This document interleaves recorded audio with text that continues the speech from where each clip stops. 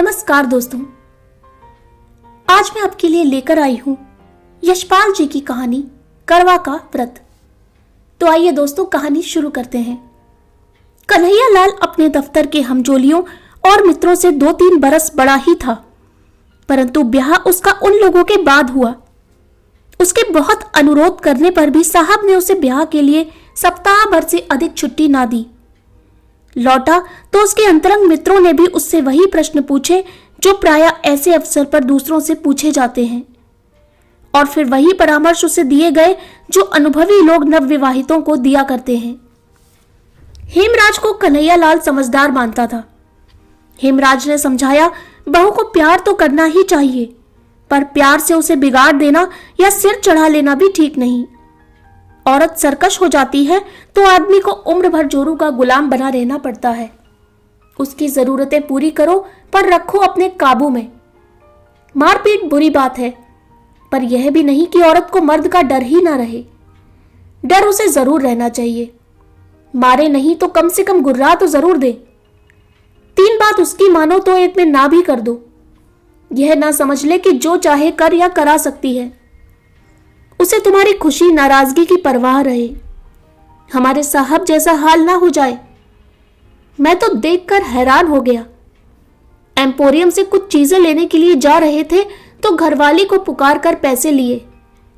बीवी ने कह दिया, कालीन इस महीने रहने दो, अगले महीने सही। तो भीगी बिल्ली की तरह बोले, अच्छा। मर्द को रुपया पैसा तो अपने पास में रखना चाहिए, मालिक तो मर्द है। कन्हैया के विवाह के समय नक्षत्रों का योग ऐसा था कि ससुराल वाले लड़की की विदाई कराने के लिए किसी तरह तैयार नहीं हुए। अधिक छुट्टी नहीं थी, इसलिए गौने की बात फिर पर ही टल गई थी। एक तरह से अच्छा ही हुआ। हेमराज ने कन्हैया को लिखा पढ़ा दिया कि पहले तुम ऐसा मत करना कि वह समझे कि तुम उसके बिना रह नहीं सकते, या बहुत खुशामद करने लगो। अपनी मर्जी रखना, समझे। औरत और बिल्ली की जात एक। पहले दिन के व्यवहार का असर उस पर सदा रहता है। तभी तो कहते हैं कि गुरबारा वर रोजे अव्वल कुश्तन।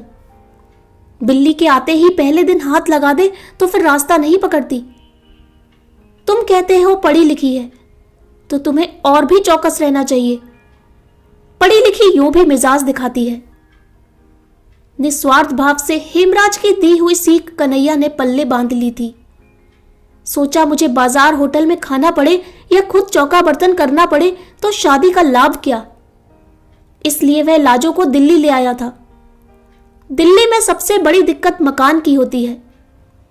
रेलवे में काम करने वाले कन्हैया के जिले के बाबू ने उसे अपने क्वार्टर का एक कमरा और रसोई की जगह सस्ते किराए पर दे दी थी। सो 1.25 साल से मजे में चल रहा था। लाजवंती अलीगढ़ में 8वीं जमात तक पढ़ी थी। बहुत सी चीजों के शौक थे, कई ऐसी चीजों के भी जिन्हें दूसरे घरों की लड़कियों को या नई ब्याही बहुओं को करते देख मन मार कर रह जाना पड़ता था। उसके पिता और बड़े भाई पुराने ख्याल के थे। सोचती थी ब्याह के बाद सही। उन चीजों के लिए कन्हैया से कहती। लाजो के कहने का ढंग कुछ ऐसा था कि कन्हैया का दिल इनकार करने को ना करता, पर इस ख्याल से कि वह बहुत सरकश ना हो जाए, 2 बात मानकर तीसरी पर इनकार भी कर देता। लाजो मुंह फुला लेती। लाजो मुंह फुलाती तो सोचती कि मनाएंगे तो मान जाऊंगी, आखिर तो मनाएंगे ही। पर कन्हैया मनाने की अपेक्षा डांट ही देता। एक आध बार उसने थप्पड़ भी चला दिया। मनौती की प्रतीक्षा में जब थप्पड़ पड़ जाता तो दिल कट कर रह जाता और लाजो अकेले में फूट फूट कर रोती। फिर उसने सोच लिया, चलो किस्मत में यही है तो क्या हो सकता है। वह हार मानकर खुद ही बोल पड़ती। कन्हैया का हाथ पहली 2 बार तो क्रोध की बेबसी में ही चला था। जब चल गया तो उसे अपने अधिकार और शक्ति का अनुभव होने लगा। अपनी शक्ति अनुभव करने के नशे से बड़ा नशा दूसरा कौन होगा। इस नशे में राजा देश परदेश समेटते जाते थे, जमींदार गांव पर गांव और सेठ मिल और बैंक खरीदते चले जाते हैं। इस नशे की सीमा नहीं। यह चस्का पड़ा तो कन्हैया के हाथ उतना क्रोध आने की प्रतीक्षा किए बिना भी चल जाते। मार से लाजो को शारीरिक पीड़ा तो होती ही थी, पर उससे अधिक होती थी अपमान की पीड़ा। ऐसा होने पर वह कई दिनों के लिए उदास हो जाती। घर का सब काम करती, बुलाने पर उत्तर भी दे देती, इच्छा न होने पर भी कन्हैया की इच्छा का विरोध न करती। पर मन ही मन सोचती रहती कि इससे तो अच्छा मर जाऊं, और फिर समय पीड़ा को कम कर देता। जीवन था तो हंसने और खुश होने की इच्छा भी फूट ही पड़ती और लाजो हंसने लगती। सोच यह लिया था, मेरा पति है, जैसा भी है मेरे लिए तो यही सब कुछ है, जैसे यह चाहता है वैसे ही मैं चलूं। लाजो के सब तरह अधीन हो जाने पर भी कन्हैया की तेजी बढ़ती ही जा रही थी। वह जितनी अधिक बेपरवाही और स्वच्छंदता लाजो के प्रति दिखा सकता, अपने मन में उसे उतना ही अधिक अपनी समझने और प्यार का संतोष पाता। कुंवार के अंत में पड़ोस की स्त्रियां करवा चौथ के व्रत की बातें करने लगी। एक दूसरे को बता रही थी कि उनके मायके से करवे में क्या आया। पहले बरस लाजो का भाई आकर करवा दे गया था। इस बरस भी वह प्रतीक्षा में थी। जिनके मायके शहर से दूर थे, उनके यहाँ मायके से रुपए आ गए थे। कन्हैया अपनी चिट्ठी पत्री दफ्तर के पते से ही मंगाता था। दफ्तर से आकर उसने बताया, तुम्हारे भाई ने करवे के 2 रुपए भेजे हैं। करवे के रुपए आ जाने से ही लाजो को संतोष हो गया। सोचा भैया इतनी दूर कैसे आते। कन्हैया दफ्तर जा रहा था तो उसने अभिमान से गर्दन कंधे पर टेढ़ी कर और लाड़ के स्वर में याद दिलाया, हमारे लिए सरगी में क्या क्या लाओगे। और लाजो ने ऐसे अवसर पर लाई जाने वाली चीजें याद दिला दी। लाजो पड़ोस में कह आई थी कि उसने भी सरगी का सामान मंगाया है। करवा चौथ का व्रत भला कौन हिंदू स्त्री नहीं करती।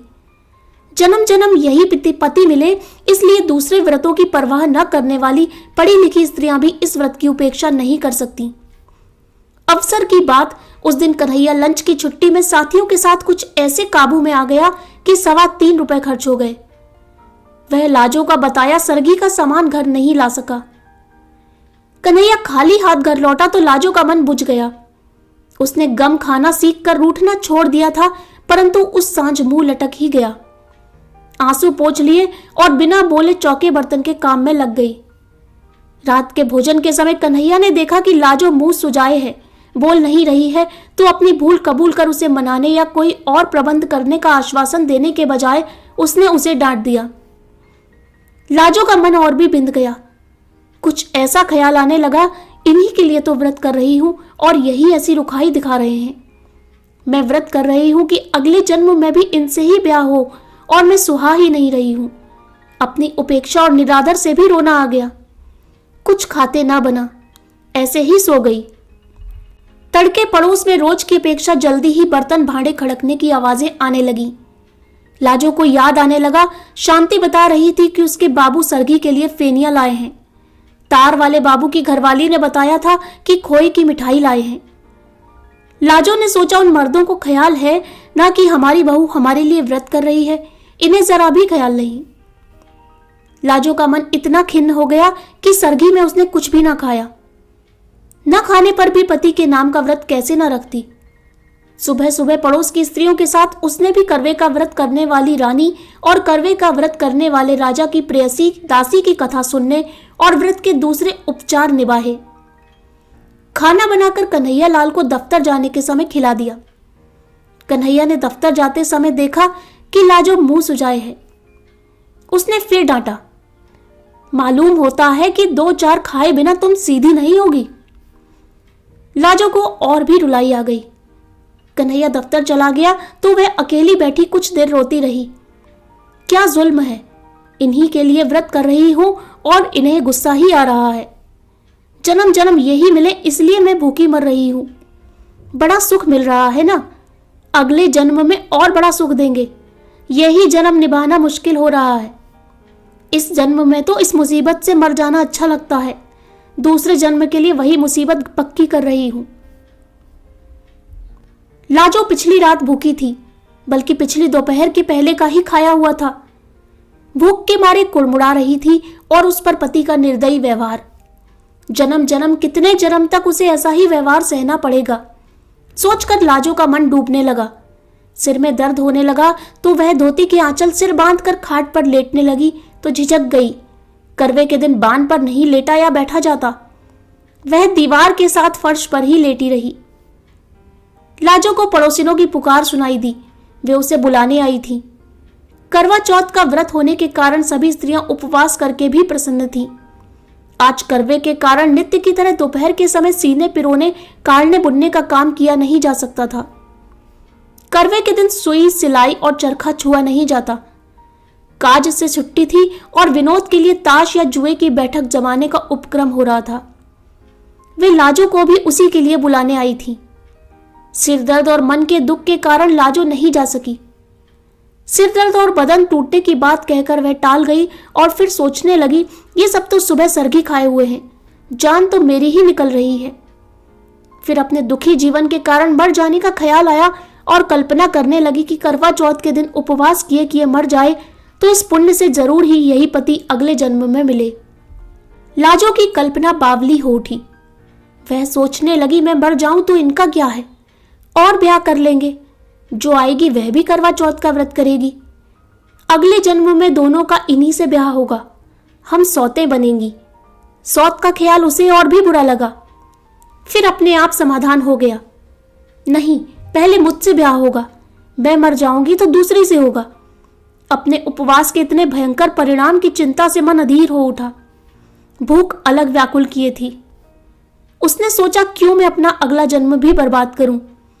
भूख के कारण शरीर निढाल होने पर भी खाने को मन नहीं हो रहा था, परंतु उपवास के परिणाम की कल्पना से मन क्रोध से जल उठा। वह उठ खड़ी हुई। कन्हैया लाल के लिए उसने सुबह जो खाना बनाया था उसमें से बची 2 रोटियां कटोरदान में पड़ी थीं। लाजो उठी और उपवास के फल से बचने के लिए उसने मन को वश में कर एक रोटी रूखी ही खा ली और एक गिलास पानी पीकर फिर लेट गई। मन बहुत खिन्न था। कभी सोचती, ठीक ही तो किया, अपना अगला जन्म क्यों बर्बाद करूं। ऐसे पड़े पड़े झपकी आ गई। कमरे के किवाड़ पर धमधम सुनकर लाजो ने देखा, रोशनदान से प्रकाश की जगह अंधकार भीतर आ रहा है। समझ गई दफ्तर से लौटे हैं। उसने किवाड़ खोले और चुपचाप एक ओर हट गई। कन्हैया लाल ने क्रोध से उसकी तरफ देखा। अभी तक पारा नहीं उतरा, मालूम होता है झाड़े बिना नहीं उतरेगा। लाजो के दुखी हुए दिल पर और भी चोट पड़ी और पीड़ा क्रोध में बदल गई। कुछ उत्तर न दे वह घूमकर फिर दीवार के सहारे फर्श पर बैठ गई। कन्हैया लाल का गुस्सा भी उबल पड़ा। यह अकड़ है, आज तुझे ठीक कर ही दूं, उसने कहा और लाजो को बाह से पकड़ खींच कर गिराते हुए 2 थप्पड़ पूरे हाथ के जोर से ताबड़तोड़ जड़ दिए और हांफते हुए लात उठाकर कहा, और मिजाज दिखा, खड़ी हो सीधी। लाजो का क्रोध भी सीमा पार कर चुका था। खींची जाने पर भी फट से उठी नहीं और मार खाने के लिए तैयार हो उसने चिल्लाकर कहा, मार ले, जान से मार डाल, पीछा छूटे। आज ही तो मारेगा। मैंने कौन व्रत रखा है तेरे लिए जो जन्म जन्म मार खाऊंगी। मार डाल। कन्हैया लाल का लात मारने के लिए उठा पांव अधर में ही रुक गया। लाजो का हाथ उसके हाथ से छूट गया। वह स्तब्ध रह गया। मुंह में आई गाली भी मुंह में ही रह गई। ऐसे जान पड़ा कि अंधेरे में कुत्ते के धोखे जिस जानवर को मार बैठा था उसकी गुर्राहट से जाना कि वह शेर था। यह लाजो को डांट और मार सकने का अधिकार एक भ्रम ही था। कुछ क्षण वह हांफता हुआ खड़ा सोचता रहा और फिर खाट पर बैठकर चिंता में डूब गया। लाजो फर्श पर पड़ी रो रही थी। उस ओर देखने का साहस कन्हैया लाल को न हो रहा था। वह उठा और बाहर चला गया। लाजो फर्श पर पड़ी फूट फूट कर रोती रही। जब घंटे भर रो चुकी तो उठी। चूल्हा जलाकर कम से कम कन्हैया के लिए खाना तो बनाना ही था। बड़े बेमन उसने खाना बनाया। बना चुकी तब भी कन्हैया लाल लौटा नहीं था। लाजो ने खाना ढक दिया और कमरे के किवाड़ उड़काकर फिर फर्श पर लेट गई। यही सोच रही थी, क्या मुसीबत है, यही झेलना था तो पैदा ही क्यों हुई थी। मैंने क्या किया था जो मारने लगे। किवाड़ों के खुलने का शब्द सुनाई दिया। वह उठने के लिए आंसुओं से भीगे चेहरे को आंचल से पोंछने लगी। कन्हैया लाल ने आते ही एक नजर उसकी ओर डाली। उसे पुकारे बिना ही वह दीवार के साथ बिछी चटाई पर चुपचाप बैठ गया।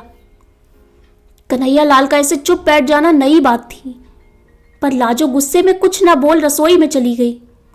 आसन डाल, थाली कटोरी रख, खाना परोस दिया और लोटे में पानी लेकर हाथ धुलाने के लिए खड़ी थी। जब 5 मिनट हो गए और कन्हैया लाल नहीं आया तो उसे पुकारना ही पड़ा। खाना परस दिया है। कन्हैया लाल आया तो हाथ नल से धोकर झाड़ते हुए भीतर आया। अब तक हाथ धुलाने के लिए लाजो ही उठकर पानी देती थी। कन्हैयालाल 2 ही रोटी खाकर उठ गया। लाजो और देने लगी तो उसने कह दिया और नहीं चाहिए। कन्हैयालाल खाकर उठा तो रोज की तरह हाथ धुलाने के लिए न कहकर नल की ओर चला गया। लाजो मन मारकर स्वयं खाने बैठी तो देखा कि कद्दू की तरकारी बिल्कुल कड़वी हो रही थी। मन की अवस्था ठीक न होने से हल्दी नमक 2 बार पड़ गया था। बड़ी लज्जा अनुभव हुई। हाय, इन्होंने कुछ कहा भी नहीं, यह तो जरा कम ज्यादा हो जाने पर डांट देते थे। लाजो से दुख में खाया नहीं गया। यूं ही कुल्ला कर हाथ धोकर इधर आई कि बिस्तर ठीक कर दे, चौका फिर समेट देगी। देखा तो कन्हैयालाल स्वयं ही बिस्तर झाड़ कर बिछा रहा था। लाजो जिस दिन से इस घर में आई थी ऐसा कभी नहीं हुआ था।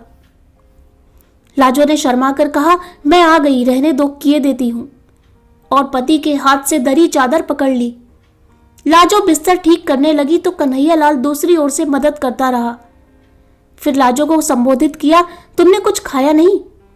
कद्दू में नमक ज्यादा हो गया है। सुबह और पिछली रात भी तुमने कुछ नहीं खाया था। ठहरो, मैं तुम्हारे लिए दूध ले आता हूं। लाजो के प्रति इतनी चिंता कन्हैयालाल ने कभी नहीं दिखाई थी, जरूरत भी नहीं समझी थी। लाजो को उसने चीज समझा था। आज वह ऐसे बात कर रहा था जैसे लाजो भी इंसान हो, उसका भी ख्याल किया जाना चाहिए। लाजो को शर्म तो आ ही रही थी पर अच्छा भी लग रहा था। उसी रात से कन्हैयालाल के व्यवहार में एक नरमी सी आ गई। कड़े बोल की तो बात क्या, बल्कि एक झिझक सी हर बात में, जैसे लाजो के किसी बात के बुरा मान जाने की या नाराज हो जाने की आशंका हो। कोई काम अधूरा देखता तो स्वयं करने लगता। लाजो को मलेरिया बुखार आ गया था तो उसने चौके के समीप नहीं जाने दिया। बर्तन भी खुद साफ कर लिए। कई दिन तो लाजो को बड़ी उलझन और शर्म महसूस हुई, पर फिर पति पर और अधिक प्यार आने लगा। जहां तक बन पड़ता घर का काम उसे नहीं करने देती। यह काम करते मर्द अच्छे नहीं लगते। उन लोगों का जीवन कुछ दूसरी ही तरह का हो गया। लाजो खाने के लिए पुकारती तो कन्हैया जिद करता, तुम सब बना लो, फिर एक साथ बैठकर खाएंगे। कन्हैया पहले कोई पत्रिका या पुस्तक लाता था तो अकेला मन ही मन पढ़ा करता था। अब लाजो को सुनाकर पढ़ता या खुद सुन लेता। यह भी पूछ लेता, तुम्हें नींद तो नहीं आ रही है? साल बीतते मालूम न हुआ। फिर करवा चौथ का व्रत आ गया। जाने क्यों लाजो के भाई का मनी ऑर्डर करवे के लिए ना पहुंचा था। करवा चौथ के पहले दिन कन्हैयालाल दफ्तर जा रहा था। लाजो ने खिन्नता और लज्जा से कहा, भैया करवा भेजना शायद भूल गए। कन्हैयालाल ने सांत्वना के स्वर में कहा, तो क्या हुआ, उन्होंने जरूर भेजा होगा। डाक खाने वालों का हाल आजकल बुरा है, शायद आज आ जाए या 2 दिन बाद आए। डाक खाने वाले आजकल मनी ऑर्डर के 15-15 दिन लगा देते हैं। तुम व्रत उपवास के झगड़े में मत पड़ना, तबीयत खराब हो जाती है। यूं कुछ मंगाना ही है तो बता दो, लेते आएंगे। पर व्रत उपवास से होता क्या है, सब ढकोसले हैं। वाह, यह कैसे हो सकता है, हम तो जरूर रखेंगे व्रत। भैया ने करवा नहीं भेजा ना सही, बात तो व्रत की है, करवे की थोड़ी ही, लाजो ने बेपरवाही से कहा। संध्या समय कन्हैयालाल आया तो रुमाल में बंधी छोटी गांठ लाजो को थमाकर बोला, लो फेनी तो मैं ले आया हूं, पर व्रत के झगड़े में नहीं पड़ना। लाजो ने मुस्कुराकर रुमाल लेकर अलमारी में रख दिया। अगले दिन लाजो ने समय पर खाना तैयार कर कन्हैया को रसोई से पुकारा, आओ खाना परस दिया है। कन्हैया ने जाकर देखा खाना एक ही आदमी के लिए परोसा था। और तुम? उसने लाजो की ओर देखा। वाह, मेरा तो व्रत है, सुबह सरगी भी खा ली, तुम अभी सो ही रहे थे, लाजो ने मुस्कुराकर प्यार से बताया। यह बात तो हमारा भी व्रत रहा, आसन से उठते हुए कन्हैयालाल ने कहा। लाजो ने पति का हाथ पकड़कर रोकते हुए समझाया, क्या पागल हो, कहीं मर्द भी करवा चौथ का व्रत रखते हैं, तुमने सरगी कहाँ खाई? नहीं नहीं, यह कैसे हो सकता है? कन्हैया नहीं माना। तुम्हें अगले जन्म में मेरी जरूरत है तो क्या मुझे तुम्हारी नहीं है? ये तुम भी व्रत ना रखो आज। लाजो पति की ओर कातर आंखों से देखती हार मान गई। पति के उपासे दफ्तर जाने पर उसका हृदय गर्व से फूला नहीं समा रहा था।